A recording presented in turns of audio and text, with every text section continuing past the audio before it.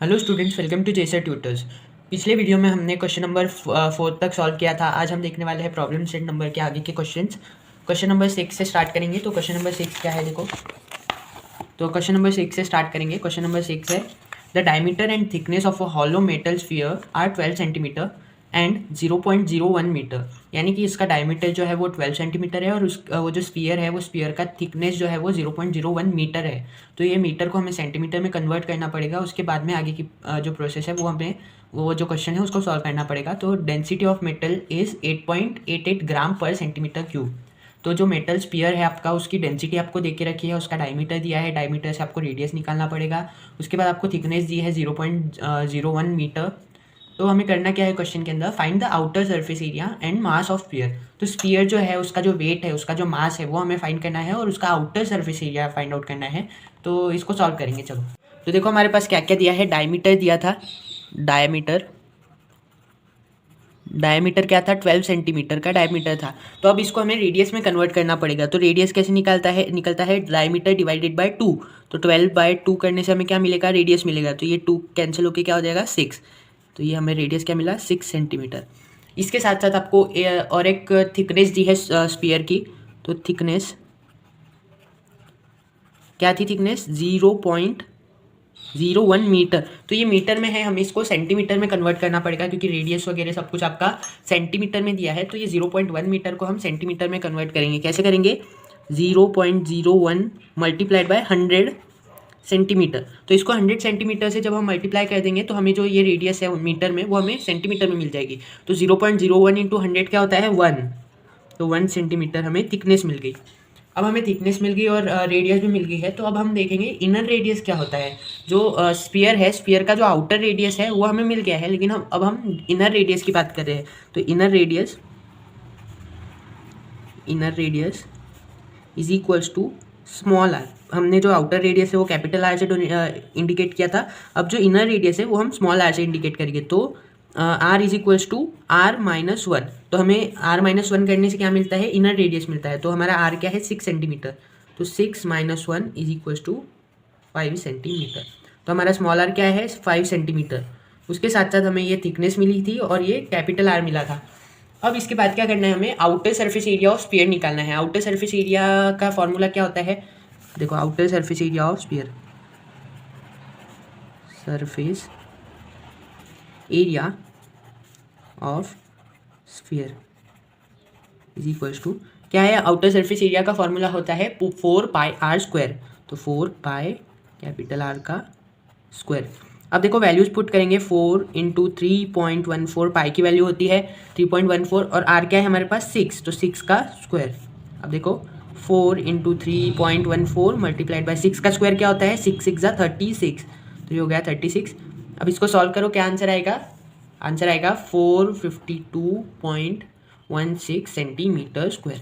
तो ये क्या हो गया, आपका आउटर सरफेस एरिया हो गया। ये हो गया आउटर सरफेस एरिया।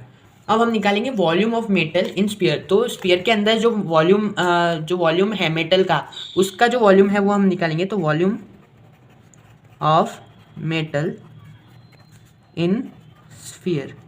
तो स्फीयर के अंदर जो मेटल भरा है उसका जो वॉल्यूम है वो हमें फाइंड करना पड़ेगा।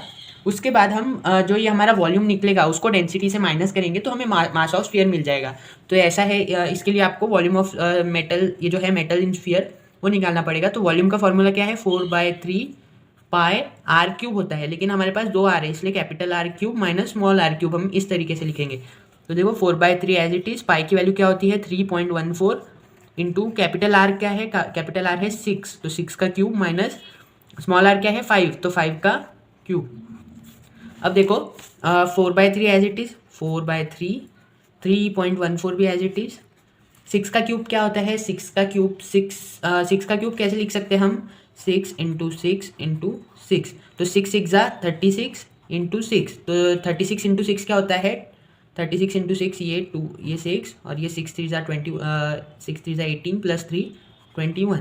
तो ये 216 माइनस 5 का क्यूब क्या होता है, देखो फिर से एक बार, 5 इंटू 5 इंटू 5। तो 5 5 25 इंटू 5। तो 25 इंटू 5 होता है 125। तो 5 का क्यूब क्या हो जाएगा, 125। तो इसको माइनस करो, जो 216 माइनस 125 क्या होगा, 4/3 इंटू 3.14 इंटू 216 माइनस 125 क्या होता है 91। अब देखो ये जो पूरा टोटल है, इसको पूरा जब हम कैलकुलेट करेंगे तो हमारे पास आंसर क्या आएगा।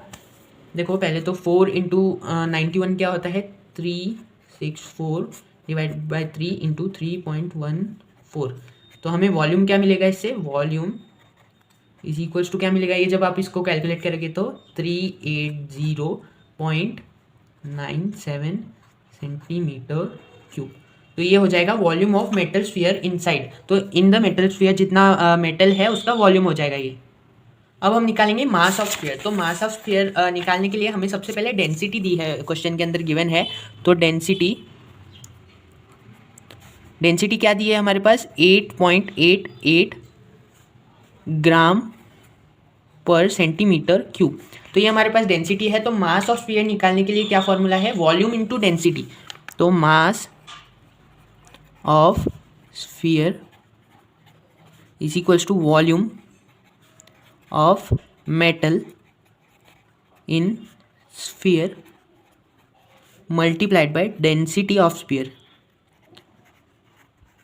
तो डेंसिटी ऑफ स्फीयर जो है वो हमारे पास है। उसके बाद अभी हमने वॉल्यूम भी निकाला था। तो ये वॉल्यूम क्या है हमारे पास 380.97 सेंटीमीटर क्यूब। तो वही यहाँ पे हम मल्टीप्लिकेशन करेंगे इसका। देखो क्या था 380.97 मल्टीप्लाइड बाय डेंसिटी क्या है 8.88। तो 8.88 तो इसको कैलकुलेट करके हमें क्या मिलेगा 3383.01 ग्राम।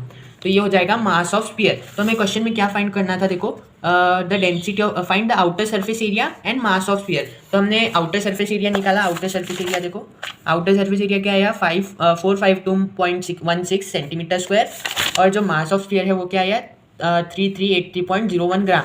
तो यहाँ पे हम लिख लेंगे therefore outer surface of sphere is, क्या आया था outer surface 452.16 centimetre square, 452.16 centimetre square, and mass of sphere is 3383.01 ग्राम। तो ये था हमारा फाइनल आंसर। तो ये था क्वेश्चन नंबर 6। तो 6 में क्या क्या किया हमने, सबसे पहले आउटर सरफेस एरिया निकाला, हमें डायमीटर दिया था, डायमीटर से हमने रेडियस निकाली, उसके बाद थिकनेस जो थी, थिकनेस वो मीटर में थी तो उसको सेंटीमीटर में कन्वर्ट किया। फिर हमने इनर रेडियस निकाला R-1 करके, उस हमें जो इनर रेडियस है वो मिला। फिर हमने outer surface area of sphere निकाला, जो कि हमें क्वेश्चन में पूछा गया था, वो आया 452.16 सेंटीमीटर स्क्वायर। फिर हमने वॉल्यूम निकाला। हमें वॉल्यूम की ज़रूरत इसलिए थी क्योंकि हमें मास ऑफ स्फीयर निकालना था। मास ऑफ स्फीयर कैसे निकलता है, वॉल्यूम मल्टीप्लाइड बाय डेंसिटी। तो उसके लिए हमें वॉल्यूम की ज़रूरत थी। तो हमने पहले वॉल्यूम ऑफ स्फीयर निकाला, जो कि है 380.97 सेंटीमीटर क्यूब। तो वॉल्यूम ऑफ स्फीयर आने के बाद हमने मास ऑफ स्फीयर निकाला, जिसमें हमें वॉल्यूम की ज़रूरत थी। तो वॉल्यूम मल्टीप्लाइड बाय डेंसिटी करने से हमें क्या मिला, मास ऑफ स्फीयर। तो देयरफॉर आउटर सरफेस एरिया हमें ये मिला और मास ऑफ स्फीयर ये मिला। तो यही था हमारा क्वेश्चन नंबर 6। तो नेक्स्ट क्वेश्चन है हमारे पास question number 7। A cylindrical bucket of diameter 28 centimeter and height 20 centimeter was full of sand. When the sand in the bucket was poured on the ground, the sand got converted into a shape of cone. If the height of cone was 14 centimetre, what was the base area of the cone? तो ये question basically क्या है, एक bucket है जिसका diameter 28 centimetre है और उसकी हाइट 20 सेंटीमीटर है। तो वो बकेट के अंदर, सिलेंड्रिकल बकेट के अंदर, वो सिलेंड्रिकल बकेट जो है वो फुल है सैंड से, उसके अंदर मिट्टी भरी है। तो जब वो मिट्टी से भरी हुई बकेट को उल्टा किया गया, तो वो जब उसको पोर किया गया ग्राउंड के ऊपर, तो उसको एक कोन के शेप में कन्वर्ट किया गया। तो वो जो कोन है, उस कोन का अगर यहाँ पे बताया कि अगर उसकी height of cone is 14 centimetre, तो उसका जो बेस है, उसका बेस का एरिया क्या है वो हमें फाइंड करना है। तो चलिए इसको सॉल्व करते हैं। अब हम सबसे पहले गिवन लिख लेंगे। गिवन में हमारे पास सबसे पहले जो है डायमीटर दिया है, किसका, सिलेंड्रिकल बकेट का। तो डायमीटर क्या दिया है हमारे पास 28 सेंटीमीटर। अब हमें इससे रेडियस निकालना होगा। तो रेडियस कैसे निकालेंगे, 28 को जब हम 2 से डिवाइड करेंगे तो हमें रेडियस मिलेगा। तो R इज इक्वल्स टू क्या होगा 28/2। तो इसको ये कैंसिल होकर हमारे पास क्या बचा 14 सेंटीमीटर। तो हमारे पास रेडियस ऑफ बकेट क्या है 14 सेंटीमीटर। उसके बाद हमें हाइट ऑफ बकेट दी है। हाइट ऑफ बकेट देखो height of bucket is equals to small h is equals to क्या दिया है, हाइट ऑफ बकेट हमारे पास 20 सेंटीमीटर, 20 सेंटीमीटर। उसके बाद हमें हाइट ऑफ कोन दिया है, हाइट ऑफ कोन। अब हमने स्मॉल h बकेट के लिए लिया है तो यहाँ पे हम कैपिटल H लेंगे, तो कैपिटल H क्या है हमारे पास 14 सेंटीमीटर। इसके बाद हमें रेडियस ऑफ कोन नहीं दिया है, जो हमारा कोन बना है सैंड को जब हमने उल्टा किया, जब उसको ज़मीन पे डाला और उससे कोन बनाया, तो उसका जो कोन का जो हाइट है वो हाइट तो दे दी है लेकिन उसका रेडियस नहीं दिया है। तो हम उसको रेडियस को सपोज करेंगे, let radius of cone be capital R centimetre. तो स्मॉल r हमने यहाँ पे लिया, तो अब यहाँ पे हम कैपिटल R लेंगे। तो एरिया ऑफ हमें निकालना क्या है, एरिया ऑफ बेस ऑफ कोन। क्या निकालना है, देखो area of base of cone. तो उसका फॉर्मूला क्या होता है, उसका फॉर्मूला होता है पाई आर स्क्वायर। तो पाई आर स्क्वायर क्यों हमने कैपिटल लिया है, क्योंकि हमें कोन का निकालना है, एरिया ऑफ बेस। तो area of base of cone pi are square है। तो आगे now volume of sand in cone is equals to volume of sand in bucket. ऐसा क्यों हुआ, क्योंकि मेरे पास एक बकेट है, वो बकेट के अंदर मिट्टी है, तो मैं उसको अगर खाली करके कोई दूसरा कोन बना रहा हूँ तो जितनी सैंड बकेट के अंदर थी उतनी ही सैंड वो कोन की रहेगी। तो volume of sand in cone जो रहेगा वो इक्वल रहेगा volume of sand of bucket के। तो इसीलिए यहाँ पे ऐसा लिखा है कि volume of sand in cone is equal to volume of sand in bucket. तो ये ऐसा होता है। इसके बाद हम लिखेंगे वॉल्यूम ऑफ कोन का फॉर्मूला। तो वॉल्यूम ऑफ कोन का फॉर्मूला क्या होता है, 1/3 पाई आर स्क्वायर एच। तो क्या होता है 1/3 pi are square h equals to volume of bucket. क्या होगा, हमारी बकेट जो है वो सिलेंड्रिकल है, तो हम फॉर्मूला कौन सा लेंगे, वॉल्यूम का सिलेंडर का। तो वॉल्यूम ऑफ सिलेंडर क्या होता है, pi are square h, pi are square h. अब देखो ये जो पाई आर स्क्वायर एच है ये इसको हम यही रखेंगे, बाकी जो टर्म्स है इसको हम इधर शिफ्ट करेंगे। तो क्या होगा, देखो पाई आर स्क्वायर। अब देखो ये जो एच है, पहले इधर की टर्म्स लिख लेंगे हम, पाई आर स्क्वायर एच। तो ये जो h है ये h इधर ट्रांसफ़र होके क्या हो जाएगा, इधर मल्टीप्लिकेशन में तो इधर डिवीजन में आ जाएगा, और ये जो 3 है ये भी इधर ट्रांसफ़र हो जाएगा। तो ये क्या हो जाएगा 3 pi are square h by capital H।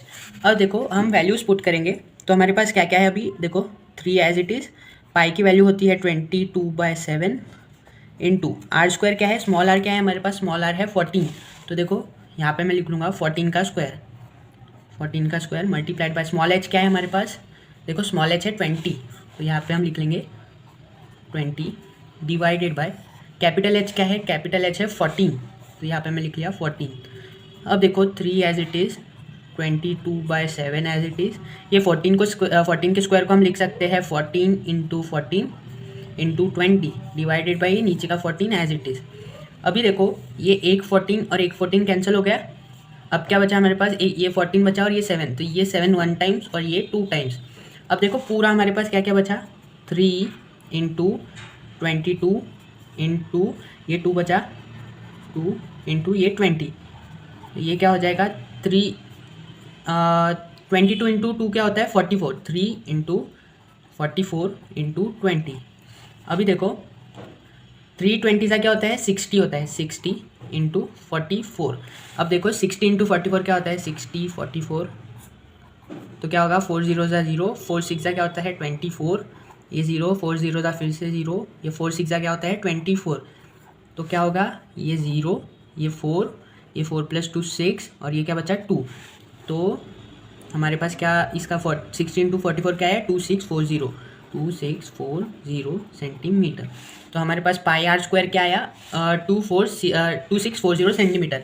अब ये जो पाई आर स्क्वायर है वो हम यहाँ पे पुट करेंगे तो हमें क्या मिलेगा, area of base of cone. तो ये था हमारा क्वेश्चन। देखो अब पीछे इसको पुट करते हैं area of base of cone. तो देखो area of base of cone is equals to 2640 centimetre.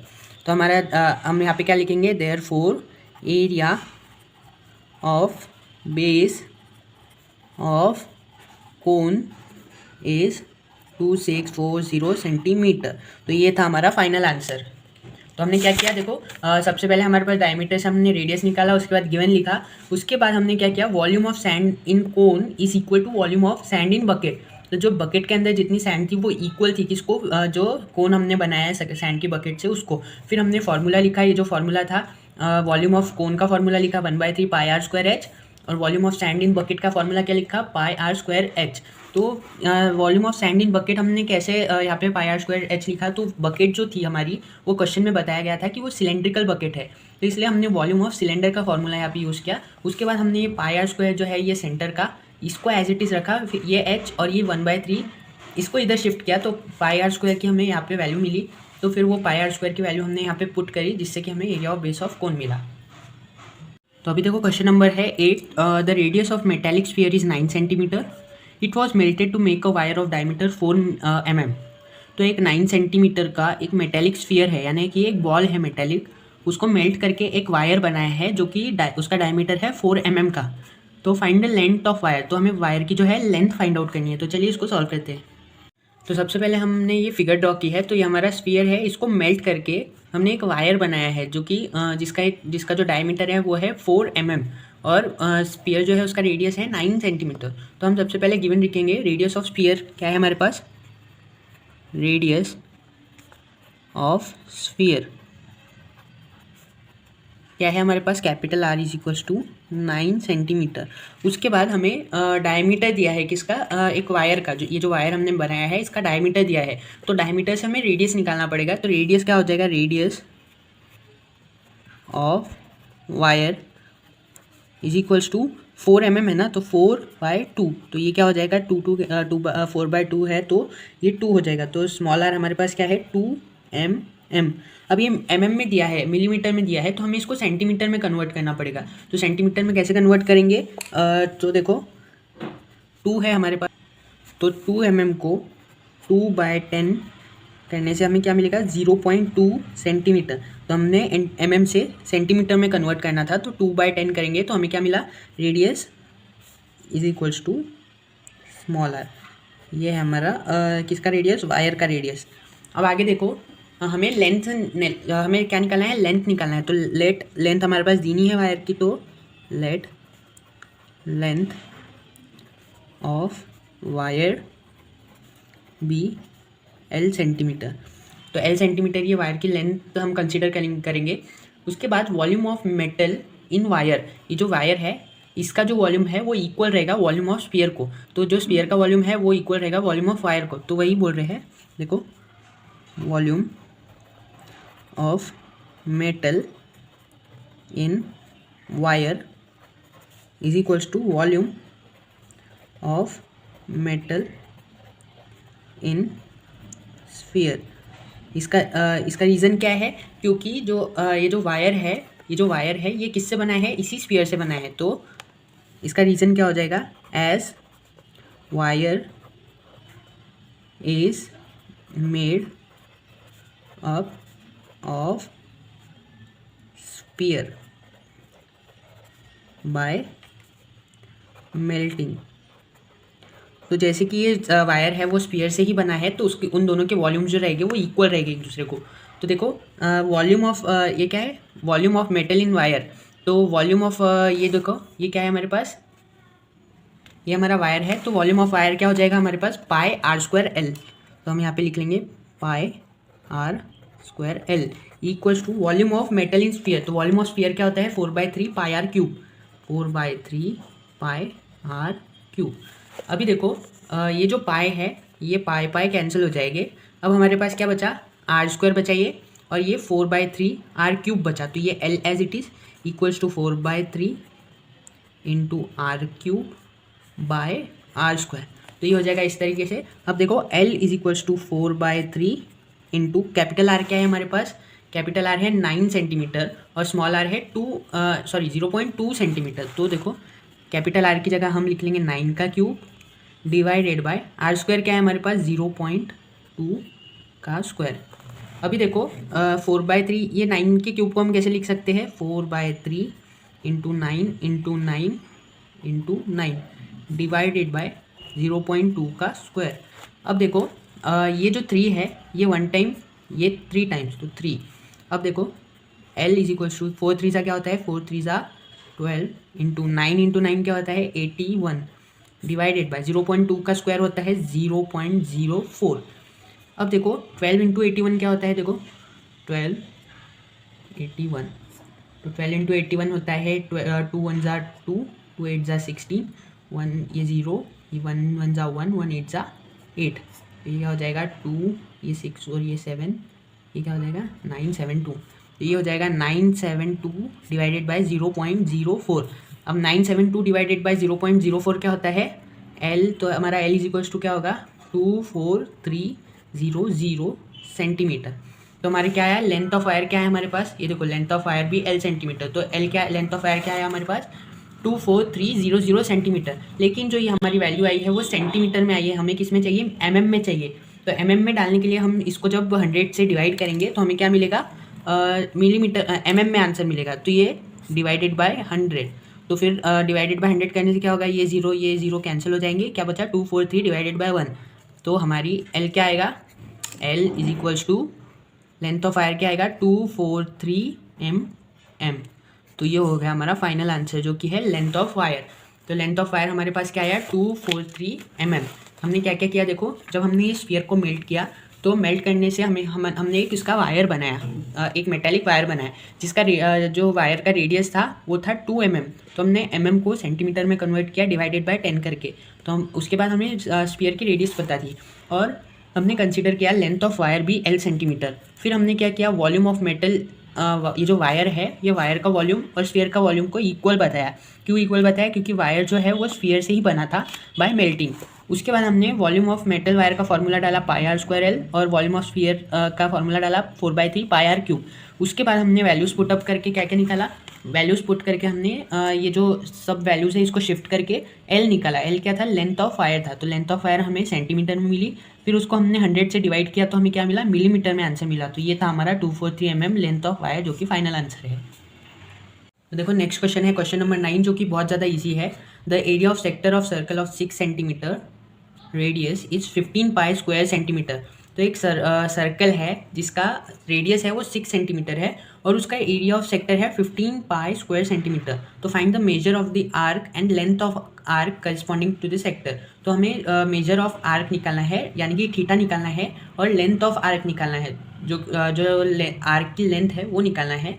तो चलो इसको सॉल्व करते हैं। बहुत ज़्यादा इजी क्वेश्चन है, हमें रेडियस दिया है और एरिया ऑफ सेक्टर दिया है, तो फार्मूला पुट करके ही हमें ये आंसर सॉल्व होगा। फार्मूला आपके बुक के अंदर दिए हैं, तो चलिए इसको सॉल्व करते हैं। तो सबसे पहले देखो let measure of arc be theta. जैसे कि हमें मेजर ऑफ आर्क निकालना है तो हमें कुछ ना कुछ कंसीडर करना पड़ेगा मेजर ऑफ आर्क को। तो मेजर ऑफ आर्क यानी थीटा होता है बेसिकली, तो let measure of arc be theta.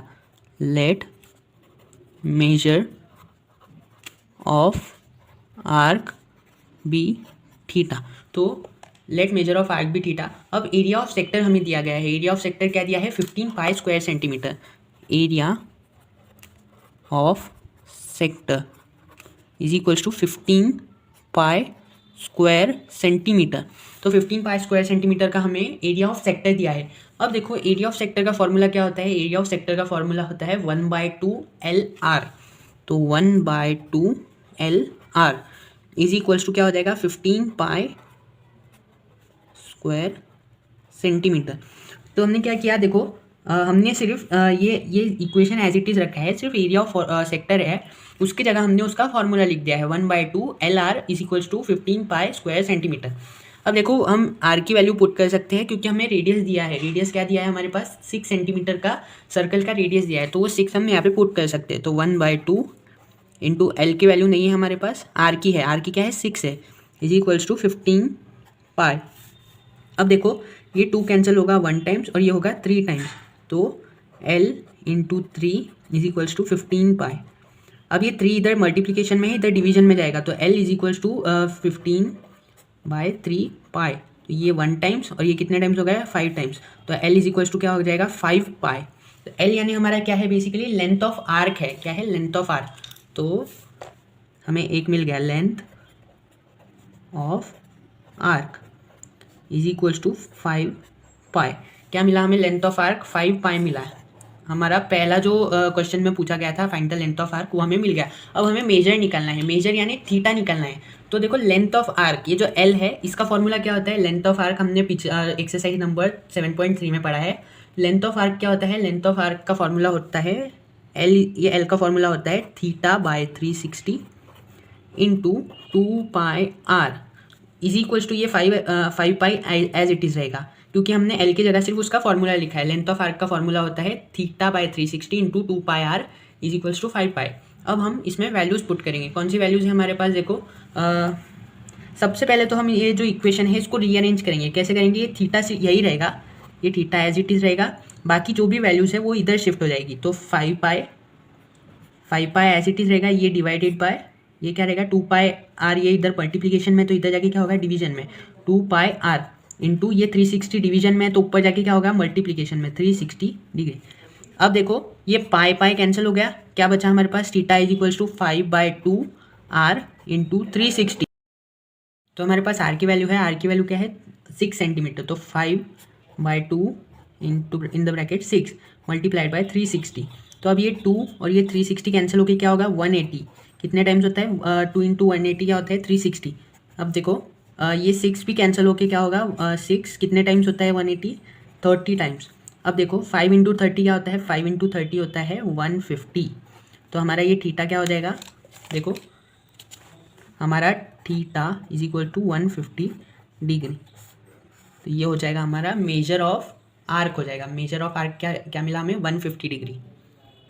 तो हम यहाँ पे लिख लेंगे therefore length of arc is equals to 5 pi and measure of arc is equals to 150 degree. तो ये था हमारा फाइनल आंसर, क्या मिला हमें 5 पाई और 150 डिग्री हमें मेजर मिले।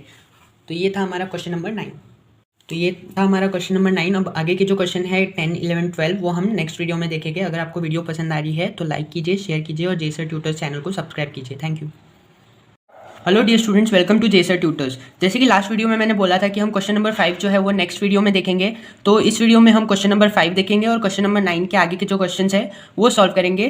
तो क्वेश्चन नंबर 5 क्या है, देखो the diameter and length of a roller is 120 centimetre and 84 centimetre respectively.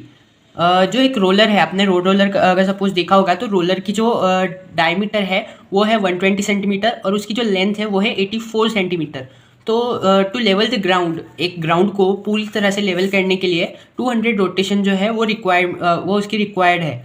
तो जब 200 रोटेशन होगा तभी जाके वो जो ग्राउंड है वो लेवल होगा। तो find the expenditure to level the ground at the rate of 10 per square metre.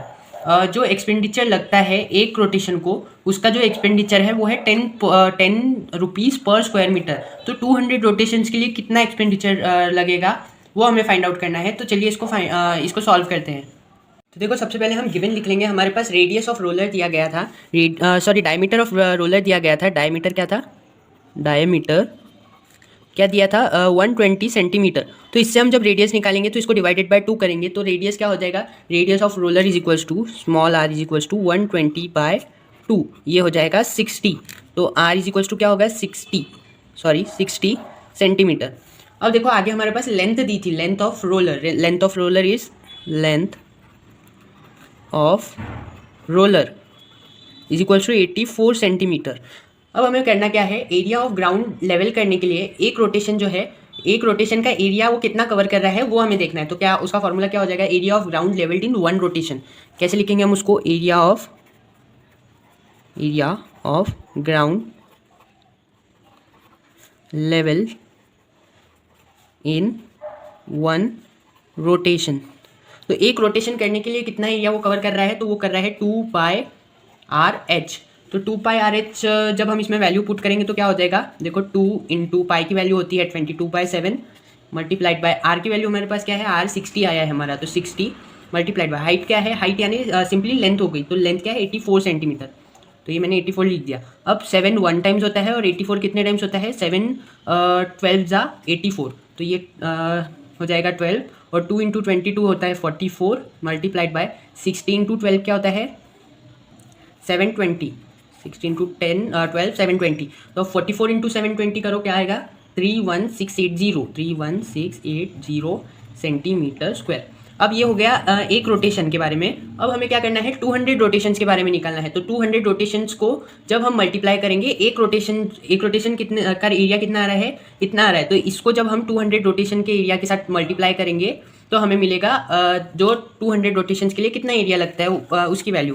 तो देखो, area of ground levelled in 200 rotation, area of ground level in 200 rotation is equals to क्या हो जाएगा, 200 यानी कि यहाँ पे हमारा 1 रोटेशन था, इसलिए हमने 1 से ही मल्टीप्लाई किया। यहाँ पे हमारे पास 200 मल्टीप्लिकेशन है, इसलिए 200 मल्टीप्लाइड बाय ये जो वैल्यू आई 1 रोटेशन की, वो 31680। तो इसको जब हम मल्टीप्लाई करेंगे तो हमें क्या किस चीज़ की वैल्यू मिलेगी, हमें 200 रोटेशन की वैल्यू मिलेंगी। तो क्या हो जाएगा, ये 200 मल्टीप्लाइड बाय 31680 वो हो जाएगा 6336800। तो ये हो जाएगा 200 रोटेशन का एरिया। 200 रोटेशन से जितना ग्राउंड लेवल होता है उसका एरिया ये हो जाएगा। अभी ये जो वैल्यू आई ये है सेंटीमीटर में आई है, तो हमें मीटर में कन्वर्ट करना पड़ेगा। तो 1 मीटर स्क्वायर कितना होता है, 1 metre square is equal to 10,000 centimetre square. तो 1 मीटर स्क्वायर अगर 10,000 सेंटीमीटर स्क्वायर है तो 6336000 ये इतने सेंटीमीटर है। तो ये डिवाइड, इसको जो है सिंपली जब हम इससे डिवाइड कर देंगे तो हमें जो वैल्यू मिलेगी वो मीटर में मिल जाएगी। तो देखो 6336000 डिवाइडेड बाय 10,000, तो ये हमें वैल्यू क्या मिलेगी, 633.6। ये क्या हो जाएगा, मीटर स्क्वायर। हमें मीटर स्क्वायर में ये वैल्यू मिल गई। तो यही होगा, क्या होगा, area of ground levelled in 200 rotation. तो area of ground levelled in 200 rotation जो हमें मिला वो है 633.6 मीटर स्क्वायर। अब हम क्या करेंगे, हमारा जो रेट दिया गया है, रेट ऑफ ग्राउंड लेवल करने के लिए जितना रेट दिया है जो कि 10 rupees per metre square metre है, उसको मल्टीप्लाई करेंगे इस वैल्यू के साथ, तो हमें टोटल कॉस्ट मिलेगी। हमें फाइंड आउट क्या करना था, टोटल कॉस्ट फाइंड आउट करना था। तो देखो टोटल हमें सबसे पहले तो रेट दिया है। रेट क्या दिया है, rate is equals to 10 rupees per metre square. अब 10 रुपीज़ पर मीटर स्क्वायर है तो मुझे टोटल कॉस्ट निकालना है, टोटल कॉस्ट। तो total cost is equals to क्या हो जाएगा, area of ground level in 200 rotation, यानी कि area of ground level in 200 rotation वो क्या आया, 633.6। तो मैं यहाँ पे सिंपली वो लिख लूँगा 633.6 multiplied by total cost. Total cost यानी मतलब जो कॉस्ट लग रहा है वो कॉस्ट से हमें इसको मल्टीप्लाई करना है। तो यहाँ पे क्या है हमारे पास कॉस्ट 10 रुपीज़, तो 10 रुपीज़ से मैं इसको मल्टीप्लाई कर दूंगा तो ये क्या हो जाएगा 6336 रुपीज़। तो इतना कॉस्ट हमें लगने वाला है टोटल पूरा 200 रोटेशन एरिया के साथ साथ पूरा ग्राउंड लेवल करने के लिए। तो ये था क्वेश्चन नंबर 5 का आंसर। बहुत इजी क्वेश्चन है। हमने स्टार्टिंग में क्या किया, सबसे पहले डायमीटर से रेडियस निकाला, रेडियस के बाद में हमें लेंथ दी गई थी, लेंथ के बाद हमने एक रोटेशन में जितना ग्राउंड लेवल हो रहा है उसका एरिया निकाला तो वो इतना आया। फिर हमने 200 रोटेशंस के लिए निकाला, उसके बाद हमने जो 200 रोटेशन से जितना ग्राउंड लेवल होता है उसको मल्टीप्लाई किया कॉस्ट से, तो हमें क्या मिला, टोटल कॉस्ट मिला। तो ये था क्वेश्चन नंबर 5। अब हम देखेंगे क्वेश्चन नंबर 10। अभी देखो क्वेश्चन नंबर 10 क्या है, इन द फिगर 7.47। तो ये जो फिगर है इसके अंदर सेगमेंट ए बी है, वो जो है वो कॉर्ड है। ये जो है सेगमेंट ए से लेके बी तक ये कॉर्ड है एक सर्कल का। ये जो सर्कल है इसका ये कॉर्ड है ए बी, और उसका सेंटर जो है सर्कल का वो सेंटर पी है। तो if P A is equals to 8 centimetre, P A यानी ये इसका रेडियस हो गया, ए से लेके पी तक ये देखो ये इसका रेडियस हो गया, तो उसका रेडियस दिया है जो कि 8 सेंटीमीटर है, और distance of chord A B from the centre P is 4 centimetre. तो ये जो कॉर्ड है, ये कॉर्ड का सेंटर, ये पी से लेके ये कॉर्ड तक का जो डिस्टेंस है वो 4 सेंटीमीटर है। देखो यहाँ पे लिखा है 4 सेंटीमीटर। तो हमें करना क्या है, find the area of shaded portion. ये जो नीचे का शेडेड पोर्शन है इसका एरिया हमें फाइंड आउट करना है। तो चलो इसको सॉल्व करके देखते हैं। बहुत ज़्यादा इजी क्वेश्चन है, थोड़ा सा लॉजिक लगाना पड़ेगा, लेकिन हमारे पास फॉर्मूला है area of shaded portion find out करने का, तो हम उससे फाइंड कर सकते हैं। तो देखो सबसे पहले हम गिवन लिखेंगे। तो देखो ये हमारी फिगर है। सबसे पहले हमें जो क्या दिया है, देखो ये जो परपेंडिकुलर ड्रॉ किया है ये कॉर्ड के ऊपर पी से लेके ये जो है ये क्यू हम इसको कंसीडर करेंगे, वो एक परपेंडिकुलर है। तो एक ए बी को ये सेंटर से यहाँ पे जो पॉइंट है ज्वाइन हो रहा है, तो ए क्यू जो रहेगा यानी कि इतना पार्ट वो इक्वल रहेगा क्यू बी को। तो सबसे पहले हम लिखेंगे A Q is equals to Q B, A Q is equals to Q B. क्यों ये ऐसा हमने ऐसा लिखा, क्योंकि ये जो है पी क्यू ये परपेंडिकुलर है ए बी को, P Q is perpendicular to A B. इसका रीज़न क्या हो गया, P Q is perpendicular to A B. अब देखो in triangle A P Q, ये जो ट्रायंगल है ये APQ, ये वाला triangle, in triangle APQ by Pythagoras theorem. Pythagoras theorem यानी हाइपोटेन्यूज का square is equals to adjacent side का स्क्वायर और बेस का स्क्वायर। तो हम कैसे लिखेंगे, देखो हाइपोटेन्यूज क्या है हमारा AP, तो देखो AP का स्क्वायर इज इक्वल्स टू क्या हो जाएगा, PQ square plus AQ square. अभी देखो जब हम AQ को ये जो है PQ इसको इधर शिफ्ट करेंगे तो ये माइनस में चला जाएगा। तो देखो तो ये क्या हो जाएगा, ये AQ स्क्वायर मैंने यहाँ लिख लिया, AQ square is equals to AP square minus ये जो PQ है ये इधर गया तो क्या हो जाएगा, माइनस में चला जाएगा PQ स्क्वायर।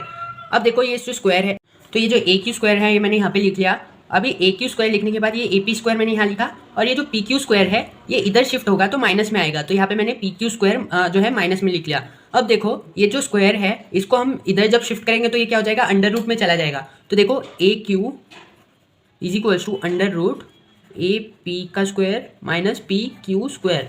ये देखो ये कैसे हुआ, जब भी अंडर रूट जब अगर 2 का square is equals to A है तो जब हम ये स्क्वायर को इधर शिफ्ट करते हैं तो वो क्या होता है, 2 is equals to under root A। उसी तरीके से ये AQ का स्क्वायर था तो ये स्क्वायर को मैंने इधर शिफ्ट किया तो ये क्या हो जाएगा, under root AP square minus PQ square. अब AP स्क्वायर का मेरे पास ये देखो वैल्यू दी गई है 8, तो मैं यहाँ पे पुट करूँगा अंडर रूट 8 का स्क्वायर माइनस PQ का स्क्वायर, P और Q का स्क्वायर यानी 4 का स्क्वायर, तो 4 का square is equals to under root 8 का स्क्वायर क्या होता है, 8 8 जा 64 माइनस 4 का स्क्वायर क्या होता है 16, तो 64 माइनस 16 क्या होता है अंडर रूट 48। तो अब अंडर रूट 48 को हम ऐसे लिख सकते हैं 4√3 लिखने से हमें क्या मिला, AQ मिला। AQ की वैल्यू क्या आई 4√3, यानी कि हमारी जो इतनी वैल्यू है वो आई 4√3। उसका मतलब BQ भी जो है वो क्या QB क्या हो जाएगा 4√3, वो भी सेम हो जाएगा। तो देखो पूरे AB की वैल्यू क्या आ जाएगी हमारे पास, देखो AB अगर AQ जो है वो 4√3 है तो AB की वैल्यू क्या आ जाएगी 2 इंटू AQ। 2 इंटू AQ कैसे आया, AQ plus AQ is equals to पूरा AB होता है, तो AQ is equals to QB होता है, तो यानी कि फिर ये AB की वैल्यू हमें मिलती है, तो AB is equals to 2 into AQ। तो AQ की वैल्यू हम पुट करेंगे यहाँ पे 2 इंटू 4√3, तो 2 इंटू 4 क्या होता है 8, तो 8√3। AB is equals to 8√3। अब देखो हमें AB भी मिल गया है, AQ भी मिल गया है। अब हम क्या करेंगे, हम साइन जो है थीटा निकालेंगे। थीटा कैसे निकालते हैं, देखो एंगल निकालना है हमें APQ का, APQ यानी AP और Q, ये जो एंगल है ये हमें फाइंड आउट करना है। तो sine angle APQ is equals to AQ by AP। Sine theta जब हम निकालते हैं तो क्या लिखते हैं, side upon hypotenuse. Side upon hypotenuse जब लिखते हैं तो हमें क्या मिलता है, साइन थीटा मिलता है, तो इसीलिए मैंने यहाँ पे AQ बाय AP लिखा है। तो AQ की वैल्यू हमारे पास क्या है 4√3 इज इक्वल्स टू 4√3, और AP क्या है हमारे पास 8 दिया है। देखो AP जो है 8 दिया है, तो मैं इसके नीचे क्या लिख लूँगा 8, तो ये 2 टाइम्स और ये 1 टाइम्स इज इक्वल्स टू √3/2। अब देखो √3/2 कौन से थीटा की वैल्यू आती है, साइन कितने सा √3/2 होता है, तो √3/2 जो है साइन 60 की वैल्यू है, यानी कि हमारा एंगल APQ क्या हो जाएगा 60 डिग्री। कैसे 60 डिग्री, देखो sine angle APQ is equals to sine 60 degree. तो अब देखो साइन कैंसिल हो जाएगा, angle APQ is equals to 60 degree. देखो हमें एंगल भी मिल गया। अब हम क्या करेंगे, देखो सिमिलरली हमारा जो इस साइड की वैल्यू जो है एंगल BPQ, ये जो एंगल मैं जो जिसकी बात कर रहा हूँ वो भी इक्वल रहेगा 60 के। तो similarly angle APQ is equals to 60 degree. उसके बाद अभी मेजर ऑफ आर्क जो है हमारा थीटा वो 120 दिया है हमें जो टेक्स्ट बुक है हमारे टेक्स्ट बुक के अंदर। तो मेजर ऑफ आर्क जो है AB, ये जो आर्क है इसका जो मेजर है वो हमें दिया है 120 डिग्री। तो हम यहाँ पे लिख लेंगे measure of arc is equals to 120 degree equals to theta. तो हमने मेजर ऑफ आर्क निकाल लिया है। मेजर ऑफ आर्क का जो फॉर्मूला है थीटा वो हम आगे चल के एरिया ऑफ सेक्टर के फॉर्मूला में पुट करेंगे। तो देखो सबसे पहले एरिया ऑफ शेडेड रीजन निकालने के लिए हमारे पास फॉर्मूला है एरिया ऑफ सेक्टर ABP।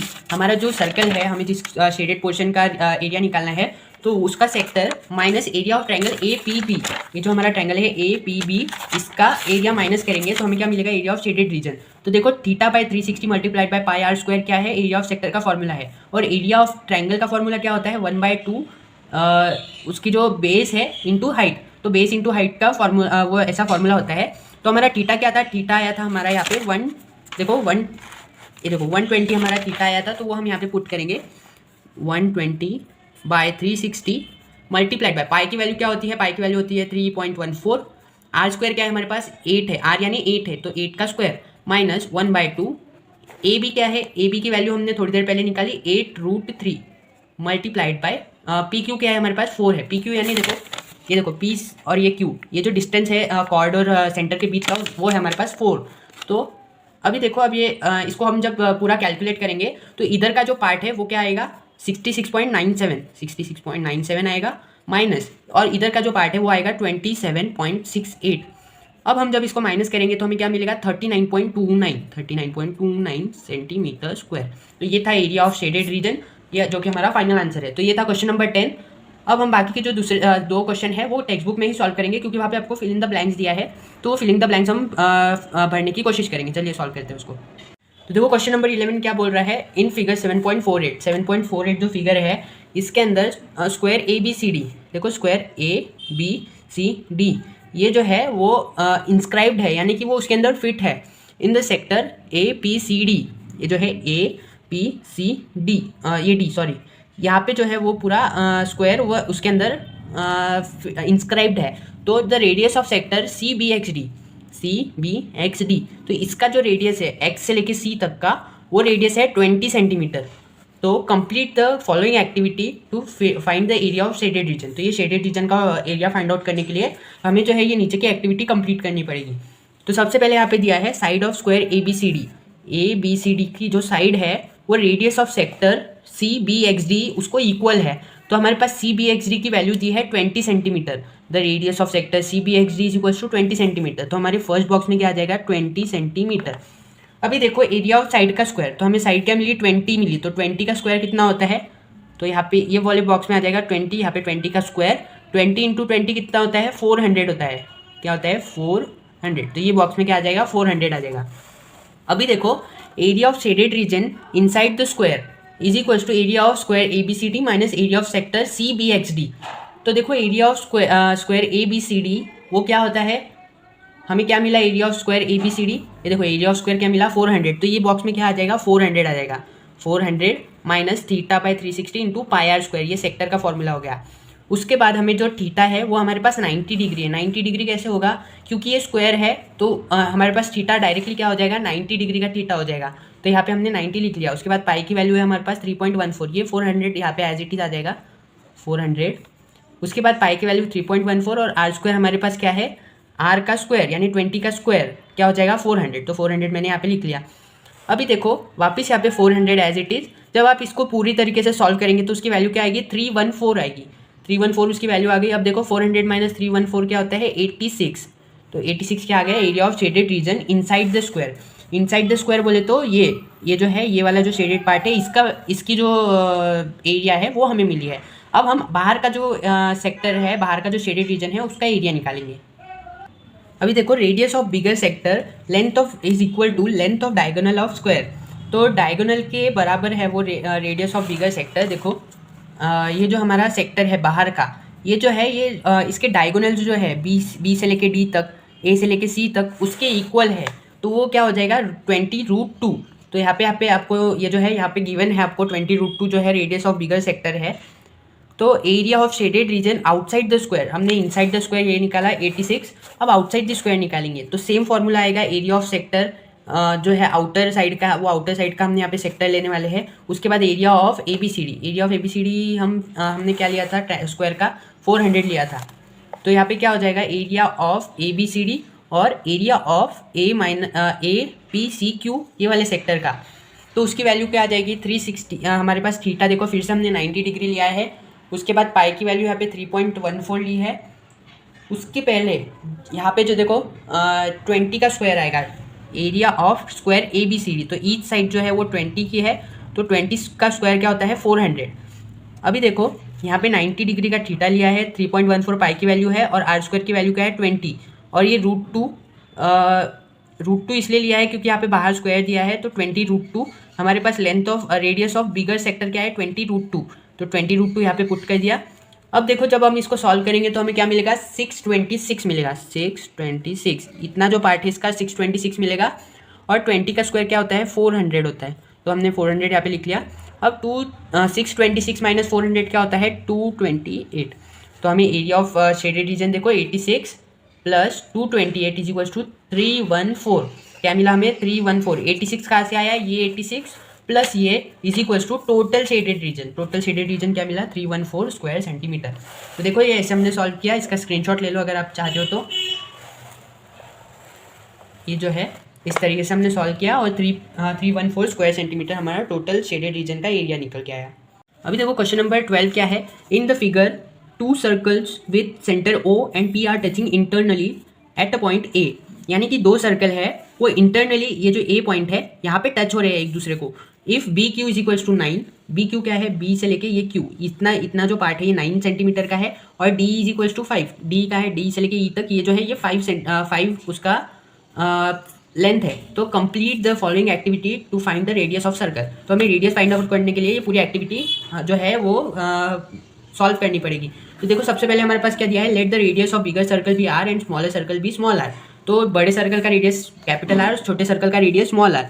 तो O A O B O C and O D are radius of bigger circle. O A क्या है देखो, ओ से लेके ए तक ये एक रेडियस हो गया, ओ से लेके बी तक एक रेडियस हो गया, ओ से लेके सी और ओ से लेके डी तक, ये सब ये बड़े सर्कल के रेडियस हो गए। और O A is equals to O B रहेगा, O A is equals to O B रहेगा क्योंकि ये सेंटर है, इस लाइन का ये सेंटर है, तो दोनों साइड्स जो है वो इक्वल रहेगा। तो O A is equals to O B is equals to O C, O B is equals to O C, क्योंकि ये सब रेडियस है इसलिए ये सब एक दूसरे को इक्वल रहेगा।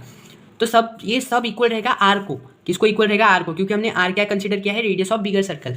अब देखो P Q is equals to P A, P से लेके क्यू तक इज इक्वल्स टू पी से लेके ए तक, ये जो पी है ये सेंटर ऑफ छोटे सर्कल का सेंटर है, तो ये भी दोनों रेडियस हो जाएगी पी क्यू और पी ए, तो वो एक दूसरे को इक्वल रहेगी, जो कि ये दोनों इक्वल रहेंगे स्मॉल आर को, क्योंकि हमने स्मॉलर सर्कल का रेडियस स्मॉल आर कंसीडर किया है। अभी देखो O Q is equals to O B minus B Q, तो O B minus B Q, देखो ओ बी की वैल्यू क्या है हमारे पास कैपिटल आर है, और बी क्यू क्या है देखो बी क्यू बी से लेके क्यू तक 9 सेंटीमीटर है, तो हमारे पास क्या मिलेगा हमें आर माइनस 9। कैसे आया आर माइनस 9, ओ बी की वैल्यू देखो, ओ बी की वैल्यू कैपिटल आर है और बी क्यू जो है हमारे पास देखो बी क्यू 9 है, तो हमने लिख लिया आर माइनस 9। अब ओ ई के केस में क्या होगा, ओ डी माइनस डी है, तो ओ डी की वैल्यू क्या है कैपिटल आर है, फिर से क्या होगा फिर capital R minus D, D से लेके ई तक क्या है 5 है, तो यहाँ पे क्या लिखेंगे आर माइनस 5 हो गया। अब देखो as the chord QA and EF of the circle with center P intersects in the interior of the circle, so by property of internal division of two chords of a circle, तो internal division बोल के एक property होती है, वो property हम यहाँ पे अप्लाई करेंगे तो क्या हो जाएगा O Q into O A is equals to O E into O F. O Q into O A यानी देखो ओ, ये जो ओ क्यू इंटू ओ से लेके ए तक ये क्या हो जाएगा इक्वल हो जाएगा ओ ई इंटू ओ एफ, तो ये दोनों और ये दोनों एक दूसरे को इक्वल हो जाएंगे, इनका जो मतलब मल्टीप्लाई होके ये एक दूसरे को इक्वल हो जाएंगे। तो देखो ओ क्यू क्या आ जाएगा हमारे पास, ओ क्यू हमने अभी निकाला आर माइनस 9, तो मैं यहाँ पे लिख लूँगा आर माइनस 9। उसके बाद देखो आर माइनस 9 के बाद ओ ई, देखो ओ ई की वैल्यू यहाँ पे दी है, ओ ई क्या निकाला हमने आर माइनस 5, आर माइनस 5। उसके बाद देखो यहाँ दिया है O E is equals to O F, O E जो है वो ओ एफ को इक्वल है, यानी कि ओ ई की जगह हम वापस ओ एफ की जगह ओ ई की वैल्यू लिख सकते हैं, तो आर माइनस 5। अब इसको जब सॉल्व करेंगे तो देखो यहाँ पे क्या बचा आर स्क्वायर बचा माइनस 9 आर बचा, ये जो आर है हम इसको अंदर मल्टीप्लाई करेंगे तो R into R square, R into 9 R is equals to, फिर इनको जब हम मल्टीप्लाई करेंगे तो हमें क्या मिलेगा R square minus 10 R plus 25। कैसे आया R into R square, R into 5 क्या हो जाएगा आर 5, फिर से 5 इंटू आर क्या हो जाएगा 5 आर, तो ये 5 आर क्या हो जाएगा 10 आर हो जाएगा, और 5 इंटू 5 क्या होगा 25। तो ऐसे इसको सॉल्व करेंगे। उसके बाद हमें क्या बचेगा फिर हमारे पास ए क्यू, ये जो आर है आर इज इक्वल्स टू क्या आ जाएगा आर इज इक्वल्स टू 25 आ जाएगा। अभी देखो आगे क्या है A Q is equals to 2 R is equals to A B minus B Q, 2 R is equals to 50 minus 9 is equals to 41, यानी कि जब ये आर है आर इज इक्वल्स टू क्या आ जाएगा सीधे सीधे 41 आ जाएगा, या इतना नहीं देखा तो भी चलेगा। देखो आर इज इक्वल्स टू सीधे सीधे 41, 2 आर इज इक्वल्स टू 41, तो ये जो 2 है यहाँ डिवीजन में जाएगा तो 41/2 वो हो जाएगा 41/2। तो ये 1 टाइम्स और ये 20.5 टाइम्स, तो हमारा आर क्या आ जाएगा 20.5। तो ये है हमारा फाइनल आंसर। तो देखो हमने स्टार्टिंग में क्या किया, सबसे पहले हमने रेडियस को कंसीडर करके जितने भी रेडियस है वो उसको लेबल किया था आर और स्मॉल आर से। फिर हमने इसको आगे by property of internal division of two chords apply करके ये जो है हमने रेडियस निकाला है। अगर आपको वीडियो पसंद आ रही है तो लाइक कीजिए, अपने फ्रेंड्स तक शेयर कीजिए और जेसर ट्यूटर्स चैनल को सब्सक्राइब कीजिए। Thank you.